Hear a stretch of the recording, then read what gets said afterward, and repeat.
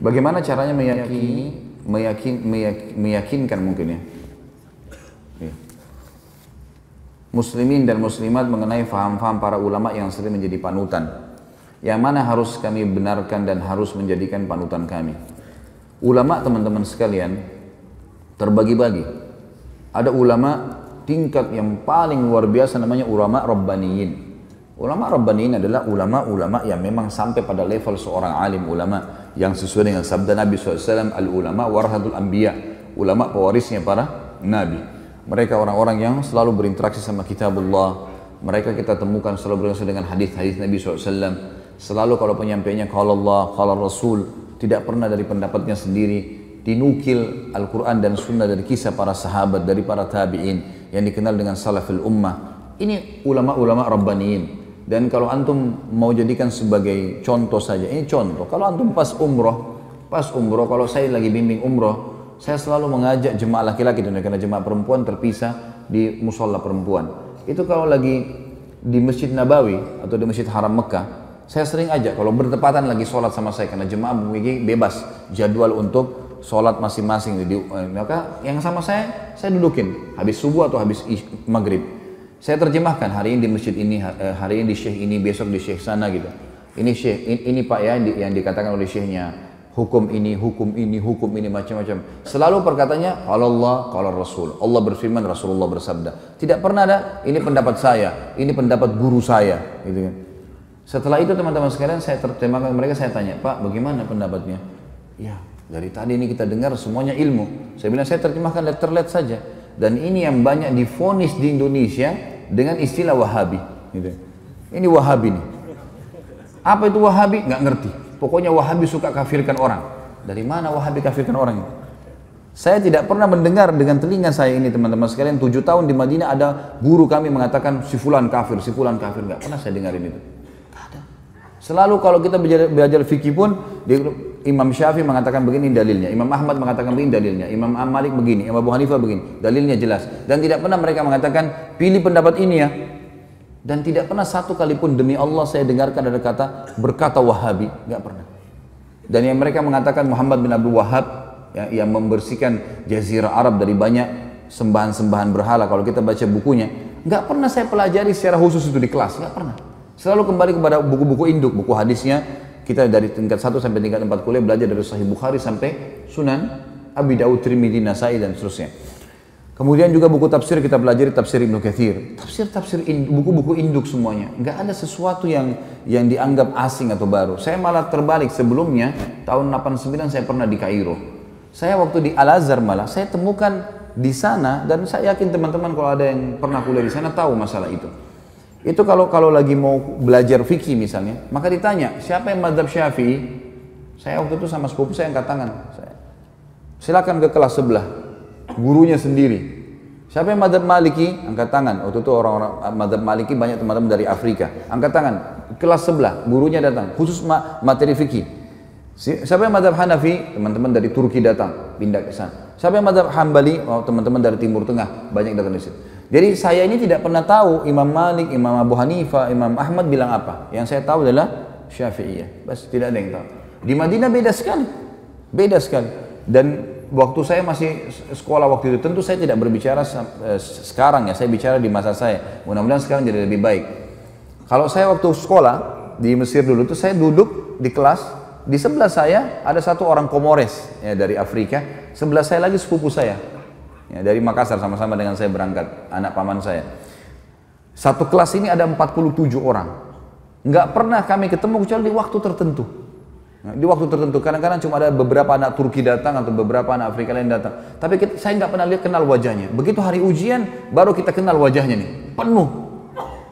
Pada saat itu kampusnya penuh. Kemudian pada saat itu juga semuanya pada hadir. Saya tanya, siapa kamu? Saya fulan. Di kelas mana? Kelas ini. Loh, saya juga di kelas itu. Kok nggak pernah saya lihat? Dia bilang, kami cuma datang waktu ujian saja. Jadi sepanjang tahun itu kerjanya ya cuma duduk-duduk saja di situ, gitu kan. Pergi ke bioskop, pergi kemana-mana, hiburan. Karena Kairo sama dengan Jakarta.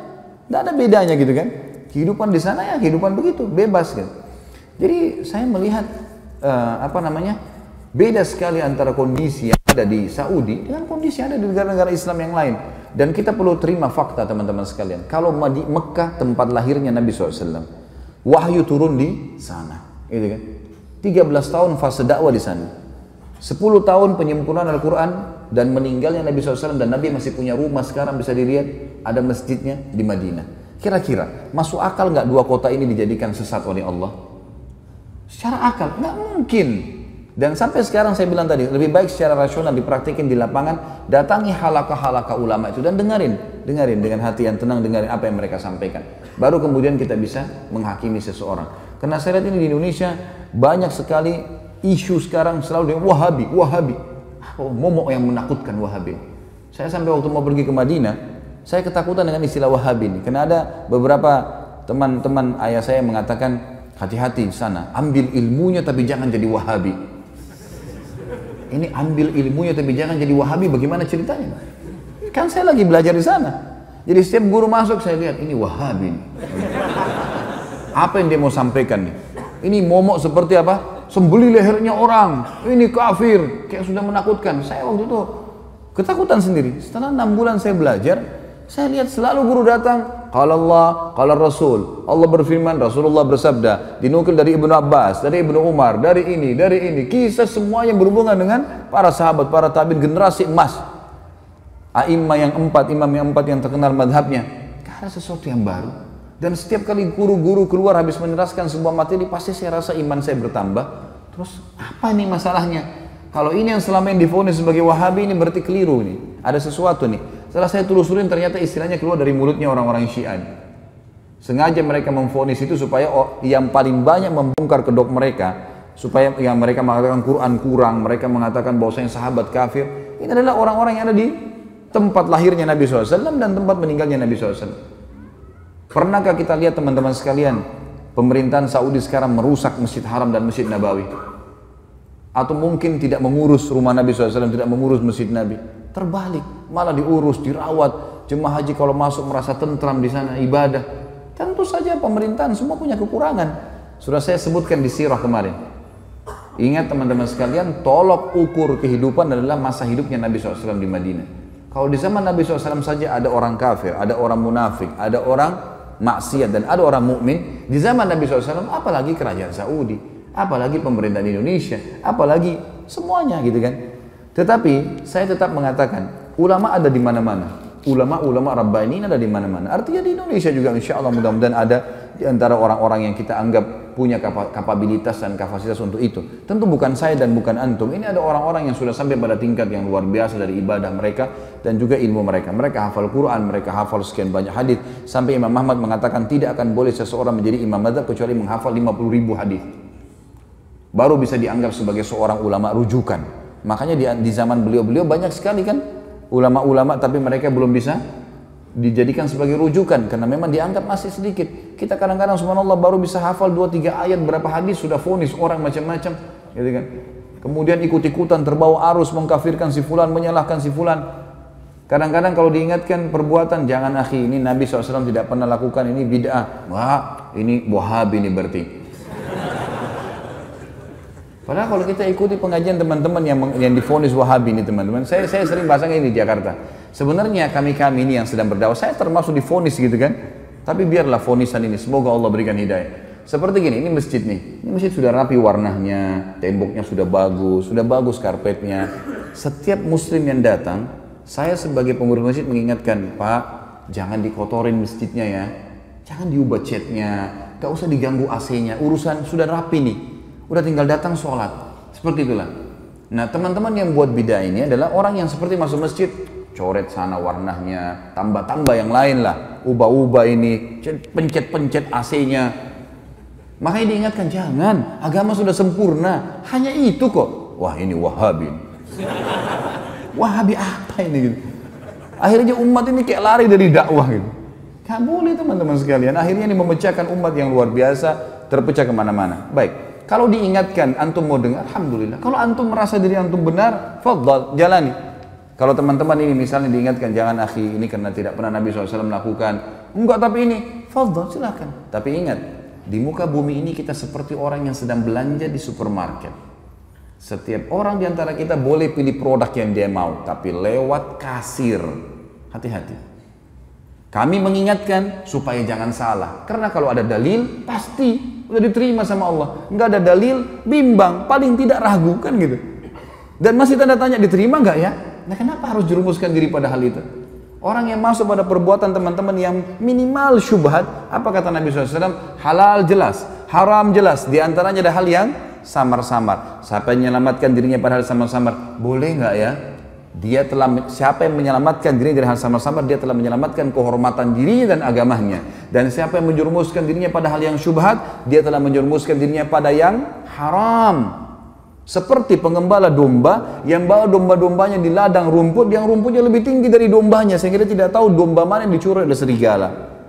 Berarti dalam Islam cuma ada halal, ada haram. Syubhat pun masuk di sini. Ragu pun nggak ada dalilnya, atau mungkin lemah, ya sudahlah, gitu loh.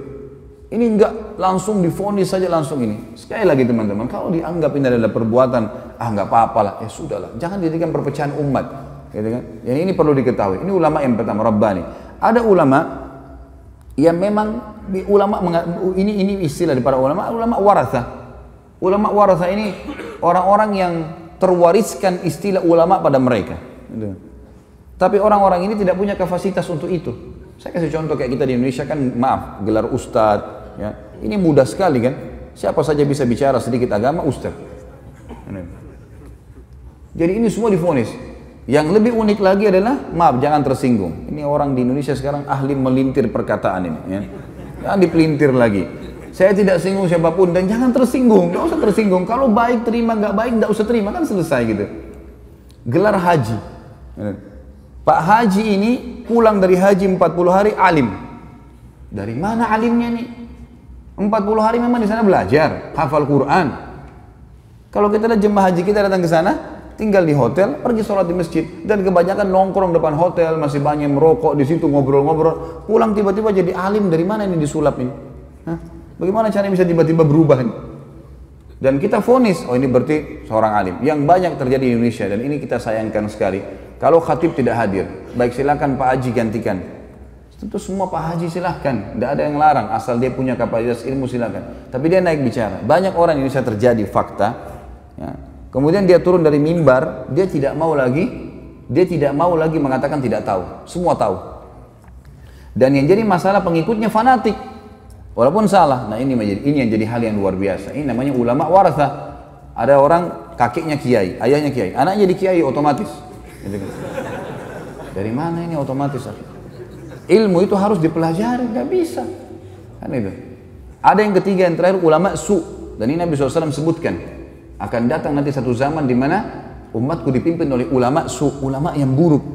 Kok ada ulama buruk? Apa maksudnya?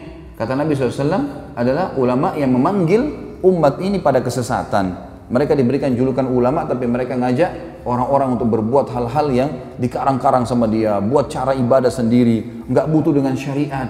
Gimana caranya nggak butuh syariat? Kita butuh Al-Quran dan Sunnah, panduan. Nabi SAW mengatakan, telah aku tinggalkan kepada kalian dua perkara, kalau kalian berpegang teguh padanya tidak akan pernah salah selamanya. Kitabullah wa sunnati.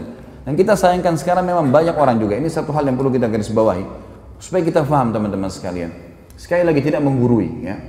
Al-Quran dan Sunnah, semua sekarang sekte dalam Islam yang mengatakan saya Muslim, kemudian saya disebutkan kepada kelompok tertentu, kami juga punya Al-Quran dan Sunnah, gitu. Baik, semua orang memvonis punya Al-Quran dan Sunnah, tapi permasalahannya ada satu kalimat yang mestinya kita tempelkan dengan itu. Apa itu? Sesuai dengan pemahaman para sahabat. Maksudnya para sahabat.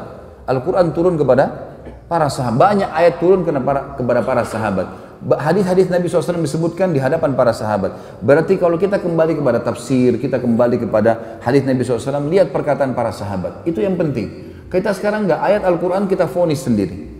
Banyak orang-orang yang akhirnya menyalahkan orang lain karena masalah ayat dibaca, oh ini maksudnya begini, sudah selesai, dihakimi sama dia. Atau ini hadis begini, kemudian langsung divonis sama dia.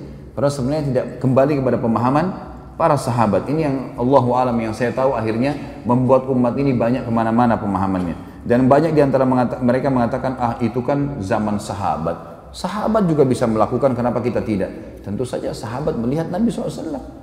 Apalagi Khulafaur Rasyidin, gitu kan. Buktinya Utsman bin Affan boleh buat susun Al-Quran, dan zaman Umar bin Khattab dijadikan tarawih 20 rakaat. Siapa mereka? Khulafaur Rasyidin. Kata Nabi SAW apa? Alaikum bisunnati wa sunnatu khulafaur rasyidin mahdiyyin min ba'di addu 'alaiha bin nawajid. Berpegang pada sunnahku dan sunnah khulafaur rasyidin. Antum masuk khulafaur rasyidin? Kan tidak kan? Nah, iya. Mau disamain perbuatan dia dengan Utsman bin Affan radhiyallahu anhu, dari mana ini? Tidak bisa ketemu, ada dalil menjelaskan masalah itu kan? Berpegang teguh pada keduanya walaupun dengan gigi geraham kalian. Abu Bakar, Umar, Utsman, Ali yang disepakati khulafaur rasyidin, sunnah mereka yang kita ikutin, perbuatan-perbuatan mereka, contoh yang mereka lakukan, bukan kita teman-teman sekalian, gitu kan? Jadi kita harus jangan tarik, oh itu buktinya sahabat bisa buat, kita juga bisa buat. Nggak bisa. Pada saat itu para sahabat ada, masih hidup dan mereka sepakati untuk itu. Ini yang perlu kita ketahui. Allahu a'lam.